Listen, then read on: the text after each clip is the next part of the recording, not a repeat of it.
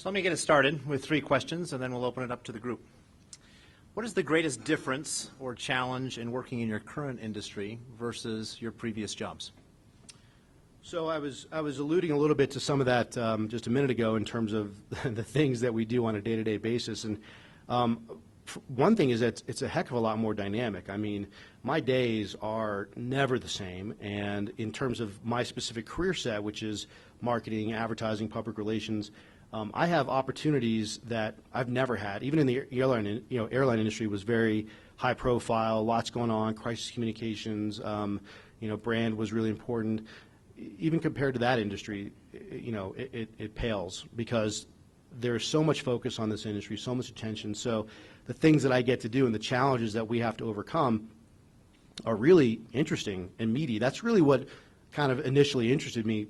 All the social change stuff kind of came later, but it was the idea that I could get in early on with an industry and help build it and shape it from a marketing and PR standpoint, or with a company from a marketing and PR standpoint.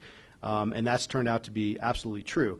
Now, the flip side of that is that, I've never been with a company or a job where, crisis hits every single day and we maybe spend thousands of dollars on a product or packaging and suddenly we have to redo it in, 2 months. I mean, that doesn't occur elsewhere. So those types of challenges, while they are great opportunities for learning and really exciting and really stressful, they can also be exhausting. And that's where I think a lot of people in the industry, particularly those from the outside who are looking at it saying, it looks so exciting, it looks so much fun. It is, but it can be really exhausting as well. So I think seems like a misperception out there that you all are making money hand over fist. And looking out at the current landscape of the operators, how many of those do you think are doing well, and how many might not be around in the years to come? So there are some that are doing well, right? And there are some that are making decent money, although many of them are reinvesting it into their companies or into expansion, or frankly in expansion into other states, which is very costly as well. I think lawyers are making out really well. Lawyers and consultants are doing really well. But I would say probably I would split it a third and a third, a third. I think that there are a third that are doing really well and they're continuing to grow and are successful. A third are kind of hanging on and kind of cruising at sort of the same level they've been for the past few years. And then about a third are struggling. And, we see on a regular basis dispensaries that go out, companies that don't make it.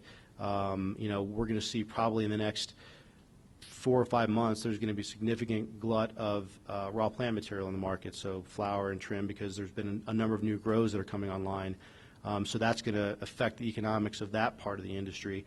And this is all about cycles, right, because it's a new industry, and although the government tried to put certain parameters in place in terms of plant caps or license caps, things like that, to prevent overdevelopment of the industry too quickly, as some of those begin to be removed and typical market economics begin to take shape, we're going to see a lot of this going on. So, there'll be growth and then there'll be contraction. There'll be growth and there'll be contraction until we get to a steady state, which I think probably won't be for some time. Where do you see the industry going on a national basis? What is it going to look like in the next 5, 10, or 20 years from now? Well, if I could answer that question, I'd actually be making a tremendous amount of money. I don't know. We were talking about this earlier, and my CEO used to claim, a year and a half ago that national legalization would occur by 2017, and I used to laugh at him because I didn't think that was possible.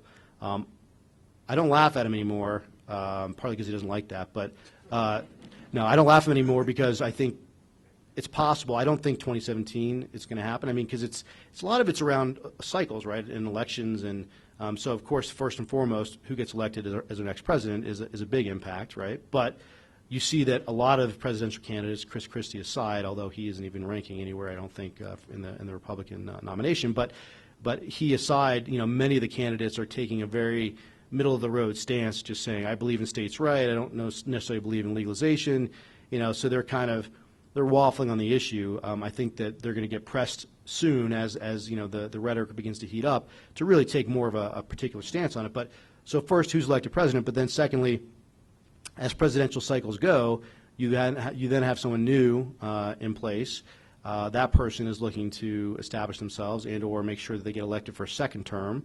So if you believe that it is still controversial 4 years from now and that candidate believes they may not get elected if they take a particularly strong stance on legalization, then we have to wait, till their second term.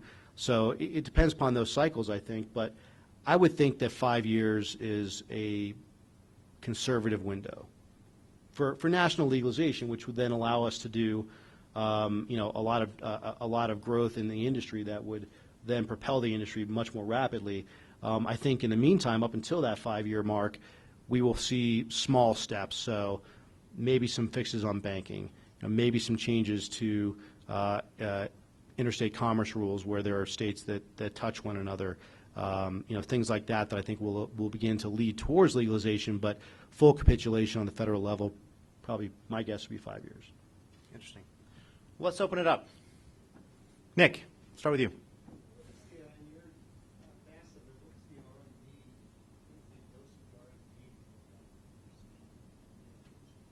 So the question is, how much money is he spending in R&D? Or, oh, okay.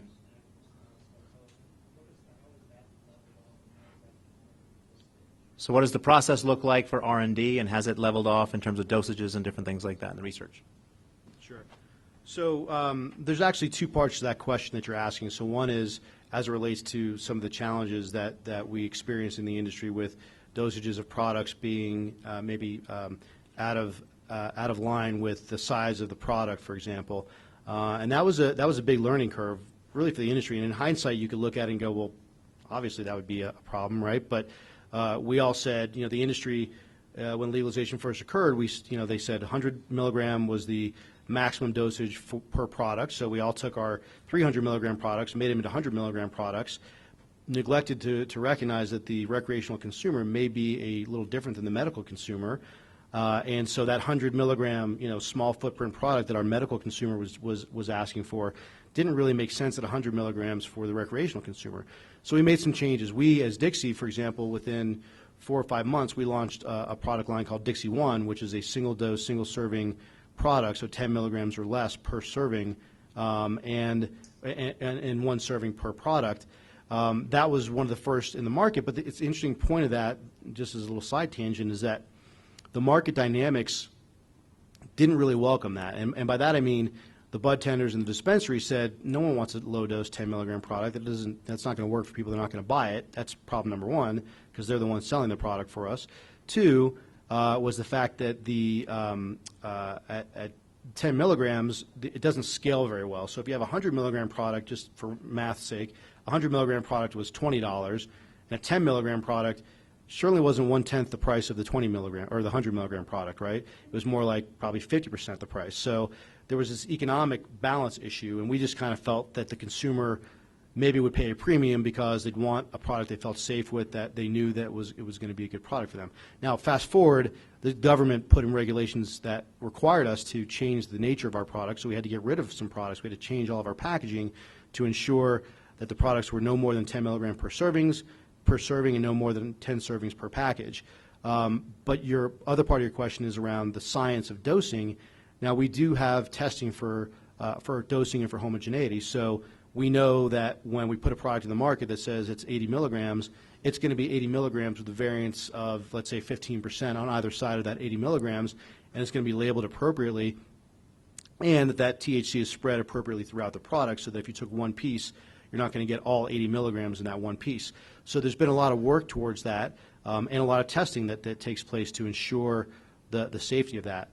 But where I think we lack, and I'd like to see more, is in the true science side of, well, what does a dose require? What does a patient or a consumer require from a dose perspective? Because the unique thing about cannabis is that it affects everybody differently, because we all have an endocannabinoid system, and the way that cannabis interacts with our own bodies is just different. And it's not because I'm a big guy, that doesn't mean I can consume more cannabis. In fact, as you know, it affects me pretty significantly, whereas I have, friends who are 5'4" and, weigh half my weight, and, it doesn't affect them the same way. So there needs to be much more research, and we're working on that. But the federal government, I don't mean to get on the advocacy bandwagon here, but the federal government hasn't been really open to allowing some of that research to happen. I think as we fix some of the other issues in the industry from banking and elsewhere, research will become a big part of that, and we as a state are trying to fund that so that there is more research, but it's going to take a while. So, sorry, it was a long-winded answer. I apologize.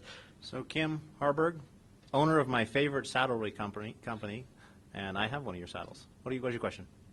Well, Joel, you had me right up until you said you welcome more regulation. And I thought, no, I've never heard that from a business person. So could you maybe explain what is good regulation? Because I can tell you in my business, I have never run across it. So Kim's question, he had him until he started talking about enjoying regulation and accepting good regulation, and what does that look like? To be clear, I didn't say I enjoy regulation. Okay. I just want to make that clear. Just to kind of make the question a little more. The reason I said we welcome regulation and that we consider regulation to be our friend is I'll use California as an example. That industry in California is it's a mess, and they don't there's no clarity between what is and is not illegal. There's a lot of gray territory. They don't track any of the products from seed to sale to understand where they came from. They don't track plant counts. There's no limits on edibles and how they're packaged. So all of those things, because of the development stage that we're at from an industry perspective, are really critical to be able to establish ourselves as a responsible industry and to move forward in a way that allows this industry to grow. I think 5 years from now, I will be singing a different tune. I'm not going to suggest that I always want to have more and more regulation. I don't want to be over-regulated, and right now, in many ways, we are. But I think the philosophy is I'd rather see us go too far this way and then begin to peel some of that back once people realize, okay, it's not the end of the world. We're not going to have drugged-out zombies walking around the streets just because they can access marijuana. Doesn't mean that we're going to have these issues. So we will come off of some of that really strict regulation, but I think it's important to establish ourselves as an industry. I think we need to have that regulation right now. Interesting. So. Why don't we go on this side of the room, Casper, and then we'll work our way back. What are some of the banking challenges that you're seeing right now in the industry? The question is, what are some of the banking challenges that you're seeing in the industry right now? A complete and total lack of. I mean, banking is it's a challenge. So the fact that we don't have regular access to banking, some of us do have banks that we bank with. Others of us have alternative banks that we work with. There is no real lending program, and if there is any lending, it's coming at usury rates like 20, 25%. So that it makes it difficult for us to reinvest in our businesses and to do the right things. And so, that becomes a big issue. I think it's a safety problem first and foremost because when you have dispensaries, for example, and you have to pay your employees in cash because your bank just dropped you last week, and so you have to pay them not through a paycheck but through cash. You now have a 22-year-old young lady walking to her car with $1,500 of cash in her purse. That's not a good idea for anybody, right? And that happens every day, all day, across the state. So it's the complete lack of access to banking that's the issue. But then downstream from that, it causes all of these other problems. The reinvestment, I often joke about the irony of the fact that we're asked to make all these changes due to regulations and all of the dollars we have to invest to be sure that we're compliant, but we can't get funding and loans the way that any other business can. So when someone suggests, well, why can't you just go out and buy a piece of equipment to do that or make that change? Well, great. Do you want to finance that for us? Because we can't get money. So we need to solve that issue so that we can grow responsibly like a normal business. I know we have many bankers in the room, so interesting feedback. Michael, you had a question? I did. It was along the same line. The chief of police of one of the nearby suburbs told me that he feels like organized crime is watching the activity because your cash and the banks won't take your cash. And he's wondering, when it's going to happen, in other words. And I'm just curious what thoughts you have about the banking industry getting to the point where they will accept your deposits every day. So the question is that somebody, a friend of his in the police department, says that organized crime is watching the industry, and when will it actually get to a point where the banks will step in? Is that fair? So I'm probably going to insult about half the room with what I'm about to say, but when you put bankers and lawyers in the same room together and let them decide how they're going to translate what the federal government is telling them they can and can't do, they're probably going to go with the most conservative translation possible. And I get it, right? And I've read the language. I've read the the SINFEN documents, and I understand that when it says, if you knowingly accept money that is generated from a federally illegal substance, that is called money laundering. That ends the conversation right there. I mean, and I get that, right? Some banks are willing to take that risk or feel that they've had enough conversation with the FDIC that they're comfortable with it. But the real answer to your question is, I think when there is a death or multiple deaths and, there's a real crisis of security, that's when maybe something gets done. And I hate to think that it has to get to that point, but, in the meantime, I don't see any movement on it. Interesting. Joe, you had a question back there? Yes, go ahead. One of our clients has a design for an alternative banking type institution. You take it all the way up to Secretary with passive approvals that have been designed to work. He's a Washington lawyer, he's a creative guy, been involved in getting a lot of banking things done in his past. And he's wants to come out here and talk to people, but I'm like, well, can he come talk to you or? So his friend has an idea for an alternative banking method, and he wants to come to Colorado to figure out how to develop those relationships. He's the guy that took the Fed to Supreme Court to get 18 years legal. So he's got a mandate to just I'll let you answer that question. Sure, and and I appreciate that there are people looking at this problem and trying to fix it, right? And we need more brains, frankly, thinking about that. I will tell you, I'm not necessarily the right guy to talk to, only because I have a limited purview, right? I work for a company, and while we may need banking at certain times, I think your best answer is to connect with some of the multitude of industry organizations like the National Cannabis Industry Association, the Cannabis Business Association, the Cannabis Chamber of Commerce. There are a number of Marijuana Industry Group. There are a number of organizations that can connect you with all of the various entities within the industry and present those plans. But I will say that, and this is for your friend's own knowledge, and we were talking about this a little bit earlier. The fact is, we get hit up fairly regularly with different business ideas or different people that say, "Oh, I have a banking solution." We were joking about closed loop, or there's a million and one different ways that people have approached the banking issue, and I think it's great that the people are thinking about it and it's clever, but I haven't seen any of them really gain traction. And part of it is that when you're talking about your company's livelihood and figuring out a way to appropriately transact, I think people are hesitant to move forward with anything other than a traditional banking system. So. Let's move to the middle, and then we'll go back. Yes. I have more of a personal question. I have kids, your kids' age, 6 and 11, and I'm very curious about how you talk to them about it, because my 11-year-old's going into middle school, and I know it's going to become more of an issue, and I'm just curious how you handle that. So the question is, she has kids the same age as Joe's, and how do you have that conversation about marijuana with your kids in today's day and age?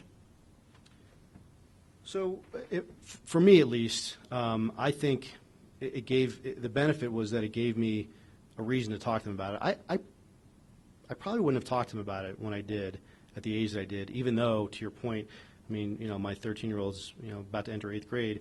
I have no doubt that it's there at his school, or I don't even know, maybe, someone's offered it to him before. But, it gave me a reason to talk to them about it. And the way that I talked to them about it is that I talked to them about it in terms of coming at it from a factual and a data-driven perspective, that there is, for all the things that we don't know about marijuana, we do know that it affects the developing brain.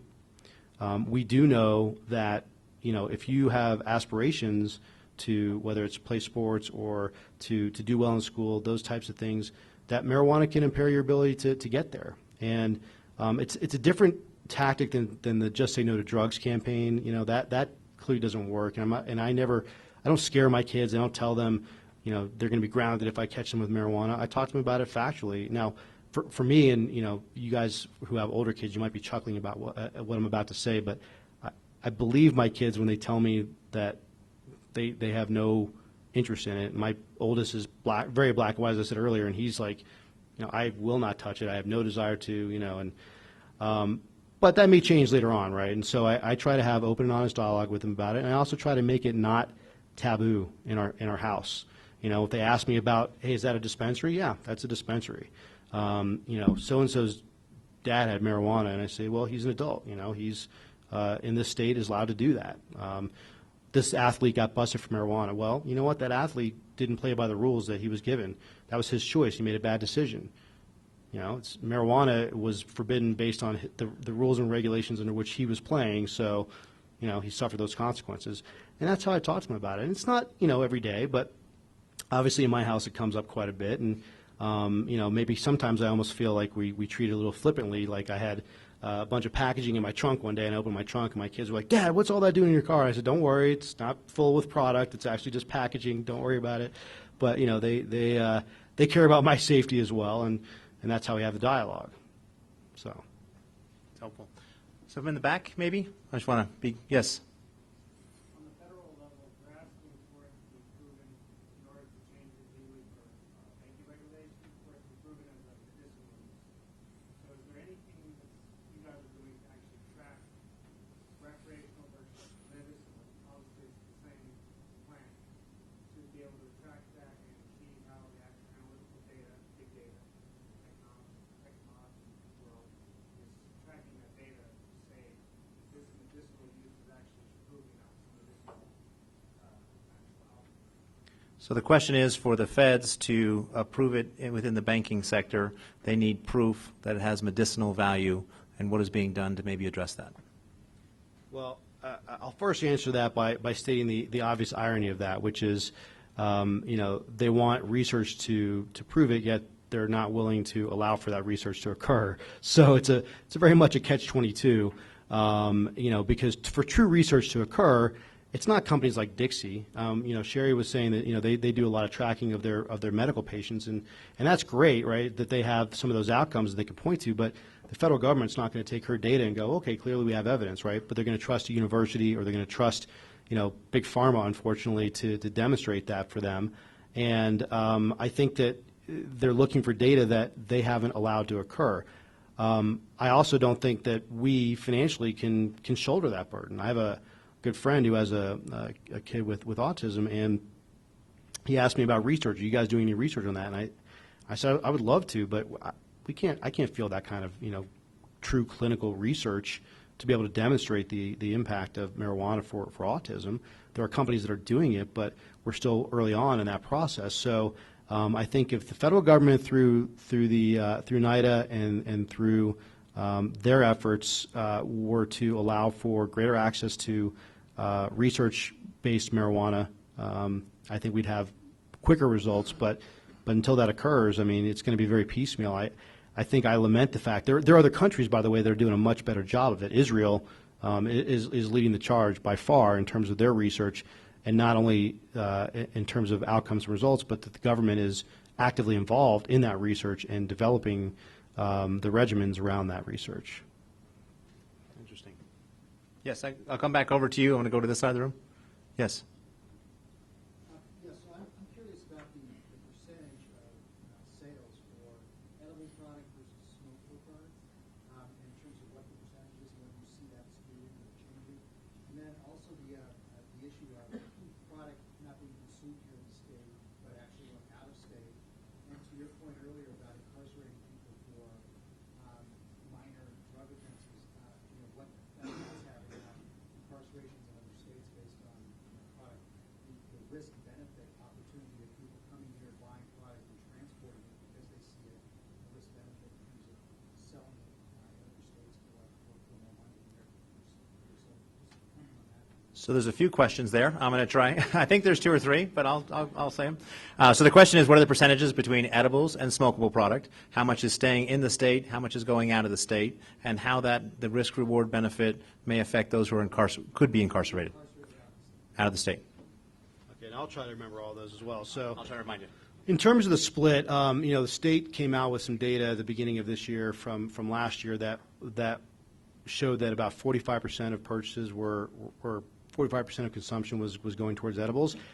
I believe that some of that data, so first of all, the data, I don't know if the data is as accurate as it needs to be, and I think that some of that data gets a little confusing because there are multiple categories that can kind of fall under the non-smokable. So concentrates is a big growth sector that was generating a lot of revenue. But, you know, if you ask me anecdotally, by talking to stores, you know, I would say that 30 to 40% is reasonable. Some stores is less, some stores is more, because it depends upon who your consumer is in those stores. Edibles are more appealing to different consumers than others. So it depends upon the store. Now, the next question was how much is being diverted. I don't know the answer to that. I mean, you know, and I don't know that anybody does. If you listen to, you know, cops in Nebraska anecdotally, they would say a lot. When you see stories in Texas, and we've had this happen to us, where they, you know, they have a story that so-and-so got pulled over, and it turns out they have tons of product in the trunk. We've seen our products show up on the news as a result of that, which is not the way you want to see your products portrayed in the news. So I think it's happening, absolutely, but it's the uncomfortable nature of what we're doing, right? So you know, the lawsuit, right, from Oklahoma and Nebraska, you know, suing our state because we're impacting them. It's the uncomfortable nature of what we're doing. If marijuana wasn't illegal in their state, then they wouldn't have this issue. I know that sounds obvious and self-serving, but, you know, it's going to cause discomfort when you have disparity in rules and regulations from state to state. You know, likewise, if you look at Utah and you say, well, you know, it's a dry state. Well, if I'm, you know, taking alcohol from one state to that state, you know, am I violating their state laws? You know, if I'm not purchasing it from a state-run liquor, you know, store, yeah, but people don't look at it as much as an issue because it's relatively accepted, right? So I do think diversion's happening.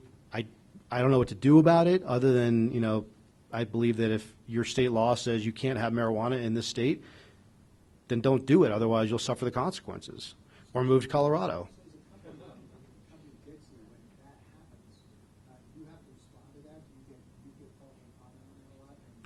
No, well, we haven't. I mean, and my comment would be, if it was purchased in Colorado, it stays in Colorado. So, you know, that would end that discussion. And then what was the last one again? I think you got them. That was it? That's Okay. most of them. Okay. So let's have 3 more questions, and then we'll go. You keep raising your hand. So yes. I just had a question. How much do you think that the marijuana industry has contributed to tourism here in Colorado? I maybe don't keep track of this, but it seems like you kind of implied earlier that Colorado jumped from 4 to number 1. Maybe that marijuana had something to do with that. But do you think that that has played a role in tourism increasing, people wanting to come to Colorado to get beer? So the question is, has marijuana contributed to the increase in tourism in the state of Colorado? Well, the basic answer is yes, clearly. Now, the number I used earlier about Forbes was actually Denver being the number 1 city for business, so a little bit different than tourism. But serving many years with Frontier and also actually serving on the board, the tourism board here for the state for a little bit, I have it's very near and dear to my heart. I'm a big booster for the city and for the state. I love the state that I live in, and I will tell you unequivocally, is that the right?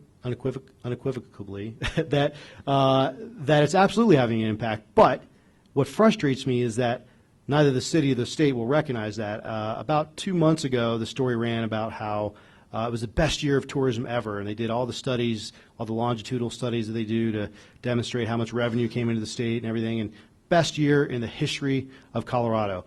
And the story went on to talk about the fact that it was the World Lacrosse Tournament that was held here that really was a primary contributor. Now, for any of you who play lacrosse, I understand it's a very big tournament from what I hear. So I'm sure it contributed to the overall tourism dollars in the state, but there was not one mention from the state or from the city about marijuana.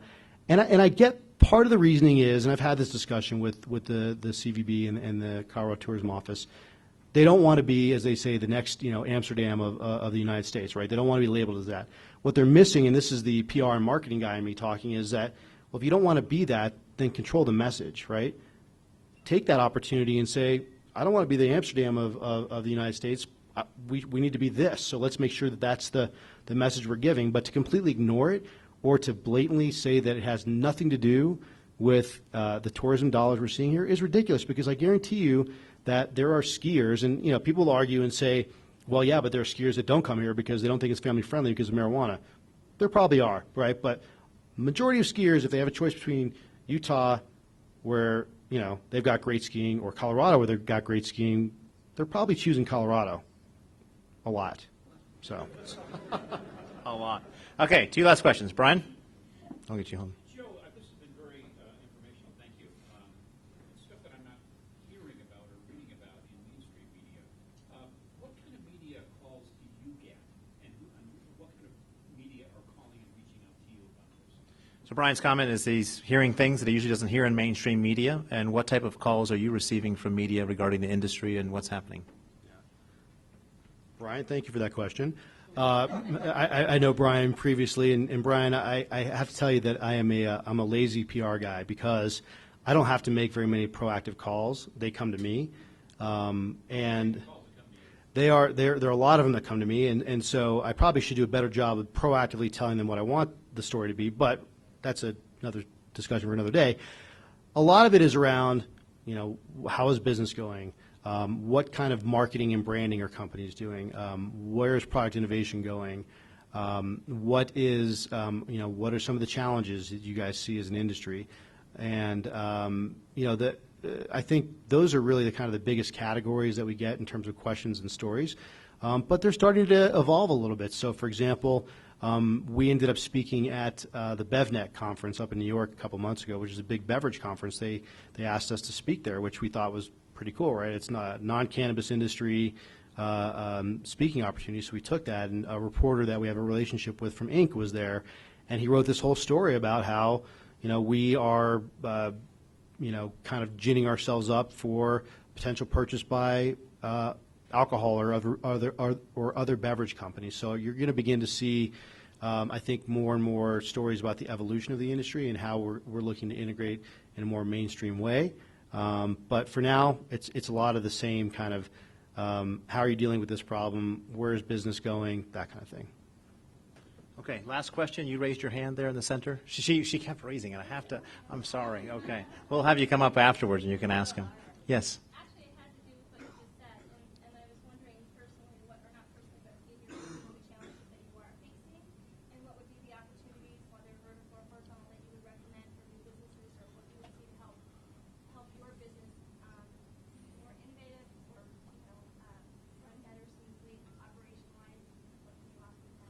So the question is, what recommendations would you have for vertical or horizontal opportunities in the business or in business in general?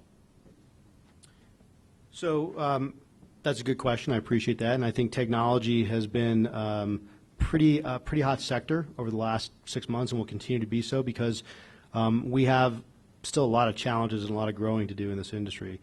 We lack a lot of infrastructure that other industries maybe have, and so the most base level of recommendation I would give you is look at any other mature and developed industry and think about every single thing that they have in place to make that industry happen, whether it's back-end inventory systems or delivery solutions or whatever it might be, and then think about what you can find out about the cannabis industry, and you'll see that there are a number of different holes that you'll be able to find to fill. Technology, again, being one of those. We don't have good inventory tracking and integration between stores and wholesalers and the grows. There are probably a half dozen companies that I've met with in the last 3 months that are all kind of focusing around that. But I think they also have challenges with banking and with getting financing and funding, because people are still a little bit gun shy about it.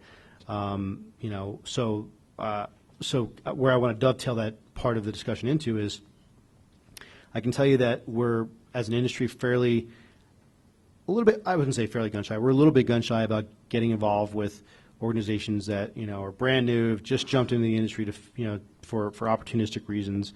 And I think if you can do a good job of establishing your validity and saying, this isn't about dipping our toe in the water, this isn't about I'll run this up my flagpole at my company and see if the executives will be okay with it, because we don't have time for that and we don't have patience for that. We need to know that you're in this because you believe that there's an opportunity and you're going to help us and that you're not going to back out at the last minute, because we get burned a lot. I can tell you on the packaging side, half dozen times we start going down the path of the packaging company. They realize that we're a marijuana company and they pull out of it, and it's a challenge. So I would say just be dedicated to what you're doing. Look at the opportunities based on looking at other industries and seeing what we in the marijuana industry still don't have, and fill those gaps.